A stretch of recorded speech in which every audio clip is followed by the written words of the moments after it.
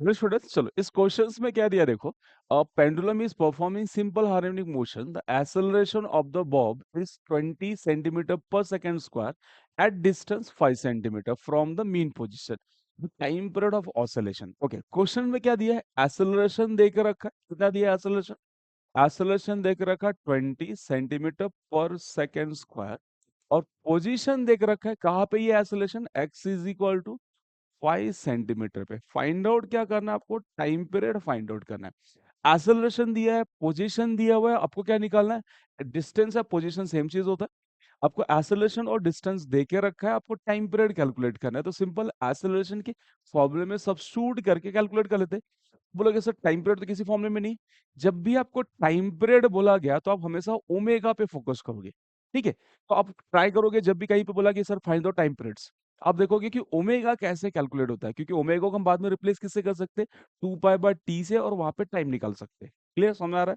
ठीक है, तो मेरे पास ए दिया है, एक्स दिया है, हम क्या निकालते हैं? ओमेगा निकालते हैं। ओमेगा से क्या निकालेंगे? Time periods. तो अपने पास ए का फॉर्मूला है, A is equal to omega square x. ठीक है, ए कितना दिया है अपने पास? 20। ओके, आप मेंशन कर देना यहाँ से। एंड इस ओमेगा स्क्वायर एक्स का वैल्यूज कितना है अपने पास? 5।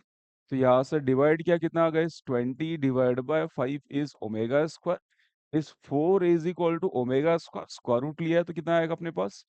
2 इज ओमेगा। चलो, तो ओमेगा कितना मिल गया अपने पास? ओमेगा का वैल्यूज आपके पास आ गया, is omega is equal to 2। अब मुझे ओमेगा नहीं चाहिए, क्या चाहिए? टाइम पीरियड चाहिए। तो ओमेगा किससे रिप्लेस कर दे? 2 से। और 2 pi divide by 2 is equal to 2।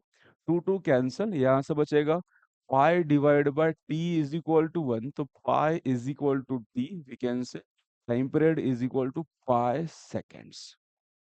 ठीक है, सिंपल। कितना अपने पास? Pi, option B.